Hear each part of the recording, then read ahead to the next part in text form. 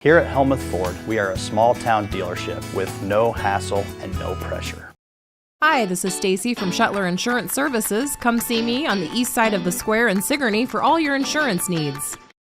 Get ready, because Tyler Richardson and the High Bank Boys are coming to Sigourney on Saturday, April 26th at Enchanted Events, 20595 255th Street, just south of Sigourney. Order your tickets online by going to enchantedeventsvenue.com or find the Enchanted Events Facebook page for the ticket links. There are 3 different ticket options: general admission, VIP, or reserve. Doors open at 7 and the cash bar and band starts at 8. It's Tyler Richardson and the High Bank Boys, Saturday, April 26th at Enchanted Events, just south of Sigourney.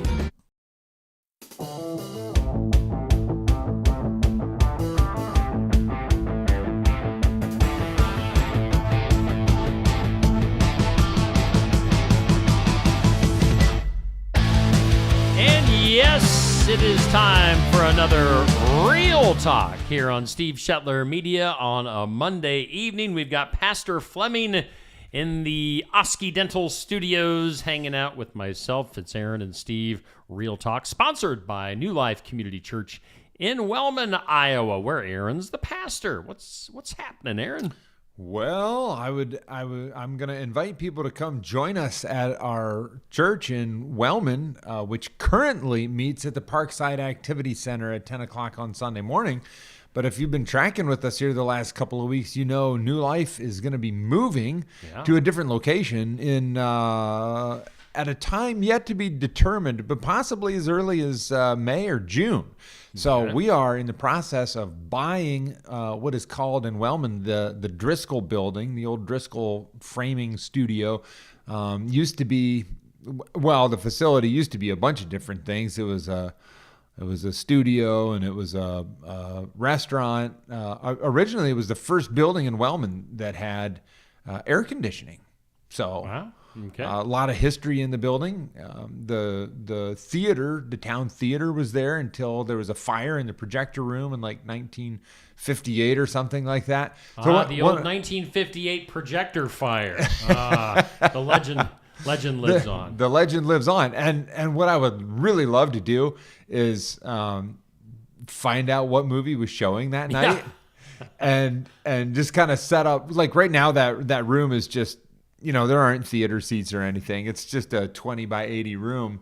But if we could find out what movie was playing and set up a projector and show that movie and finish it, by golly. Yeah. And put Wellman back on track. If anybody was there that didn't get to finish the movie, tonight's your night. Tonight's your night, and you get free popcorn. So we do, like, Larry is a guy in our church who's he's getting into his upper 70s, I think, and he remembers going to movies in that theater when he was a kid. He was a Wellman boy. So there's still a few folks around, but I haven't met anybody yet who was there the night of the projector room fire. So we're excited about getting in there and doing some renovations. The projector room is still there, and the ceiling is still charred from the fire. Wow. So like nobody ever went in there and took those out. So it's kind of a fun symbolic thing to restore a building, which is like, hey, we talk about Jesus restoring people's lives and stuff like that. So some of us are probably burnt on the inside as well. And maybe a little bit on the outside. Maybe. A little crispy. A little crispy. And we all could use a little Holy Spirit restoration. Come on, brother. So, yeah. So those are kind of some of the things going on in New Life. But for now, you can join us at 10 o'clock at Parkside Activity Center.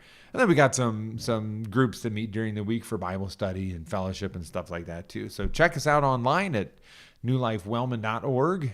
or our Facebook page. But we've got a topic today. Steve, are you ready? I like topics. Okay, here we go. We are still in the book of Matthew, kind of something we've been exploring in Sunday morning sermons and here on Real Talk. And I'm going to be real and start off by saying that we're going to look at a little passage that I spent 48 years not understanding. Okay.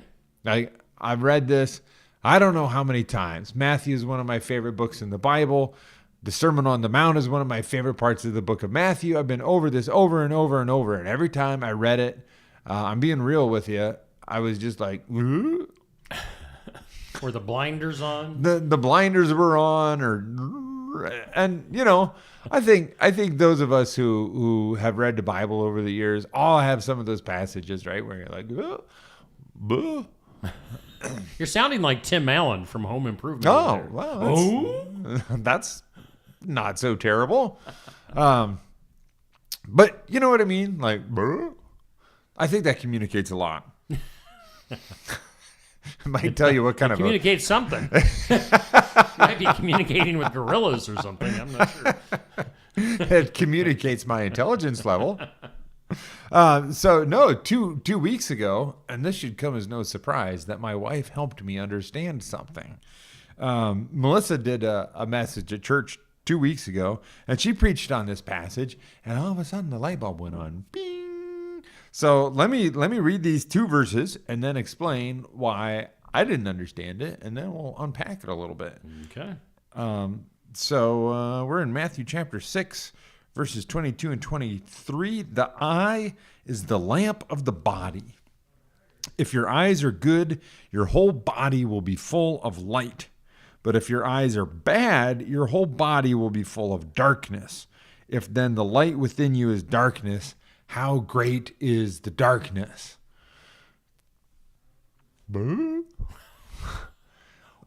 Light. So because I wear glasses, I'm not very spiritual, or like, what?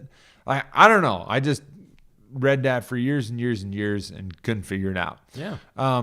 Turns out it's pretty simple. You just got to think a little bit metaphorically, think a little bit out of the box, and stop thinking about your physical eyes so much. The way Melissa broke it down is she said, this is just kind of,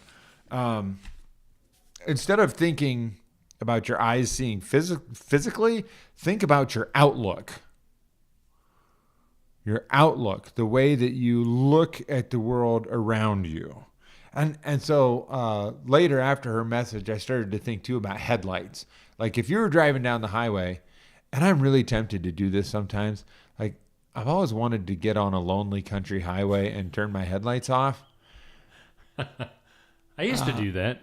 When lights were more automatic or manual, when you had to turn them on yourself, I would do that on occasion. Yeah. And I have like in the winter when the moon is out and the moon is full and there's snow and it's like so bright and you just want to turn the lights off. That's really a terrible idea. Yes.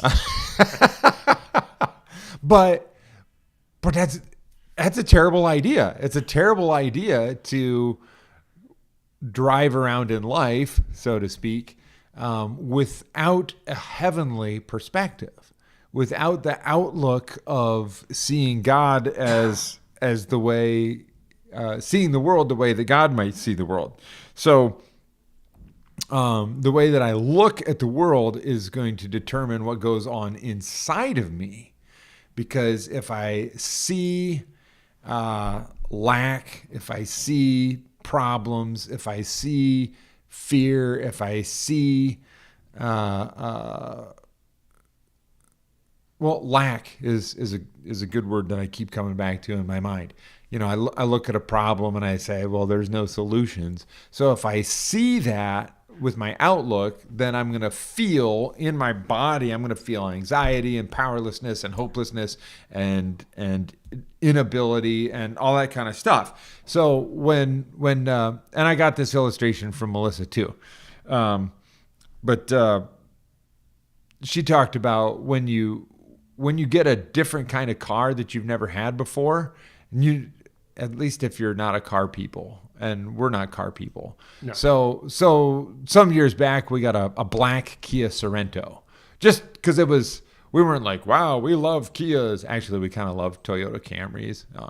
But a Kia Sorento was the thing that was the right price at the right time. You know what I mean? So we got this Kia Sorento, and all of a sudden we started seeing black Kia Sorentos all over the place, right? And we'd never noticed them before, but all of a sudden you start seeing them, and you leave Aldi and you go out in the parking lot and you're like, oh, there's my car, and you get in it and you're like, why is there a purse in the passenger seat of my car? Yeah. Oh, whoops. So you jump out before some lady comes out and sees you sitting in her car, and you get arrested and hauled away. That I never got confronted, but I got in other people's Sorrentos, I think at least 2 times. Melissa got in other people's Sorrentos a couple of times. But that's what I'm saying. Like when you see something, then all of a sudden that becomes the only thing that you can see. Yeah, I get it. And so you probably see black Chryslers all over the place, right? Every once in a while. I tell you what, I was down in Ottumwa last week and parked at a grocery store parking lot and came out, and another exact same car parked right beside me. And I'm like, what are the chances that something like happened? Maybe that person did it on purpose. I don't know. But yeah, and it was weird. why do you drive a black Chrysler, Steve? The black Chrysler 300. Well, one of my favorite TV shows of all time was Breaking Bad, and Walter White, in the character in Breaking Bad, that's what he drove. So I always wanted to have that car, and so I do now. I actually have if you look close, I have like there's a Walter White sticker in the back window. Oh. Along with the Steve Shetler Media sticker and the Hawkeye sticker, there's a Walter White. I did not notice that when I came into. You have to look close. But when I came into the studio this morning, I knew it was your car because it had a Steve Shetler Media sticker and a Hawkeye sticker. Yeah. Dead giveaways. Dead giveaways. Yep. So, and I thought you drove a Chevy, but no. Well, that's the thing. Before that, I drove the Dodge Avenger, and I'll tell you what, I got that car. That was several years ago, but it was after that everybody had a Dodge Avenger, like you were saying. You don't notice it until you get one. Yeah. So I think what we'll check in on next week in our next look at the book of Matthew is that when you see the world as being full of problems and being full of fear and all that kind of stuff, then those are the things that you see over and over and over again. And then you just, like, that gets all up in your head and you can't break out of that. But if you can see the world from a heavenly perspective, and I like to tell our people at church this with some regularity, like, this becomes really clear if you use your imagination and you think of God in kind of a silly way. Like, if you think of God as being up in heaven, looking down at earth and being like, oh my gosh, I just had no idea that people were going to do that. Oh no, what am I going to do? I just don't have any answers for these problems. And I mean, like, honestly, there's big problems in the world. We are trying to be real here. Like the war in Ukraine, or, our current economy, and the stock market seems like a roller coaster. And, there's drug problems and fentanyl and like all the stuff that, and are the Hawkeyes even going to have a winning record next fall? And big issues. And if you imagine God up in heaven going like, oh no, like the Home Alone thing. Yeah. If God has no solutions, then we're in trouble.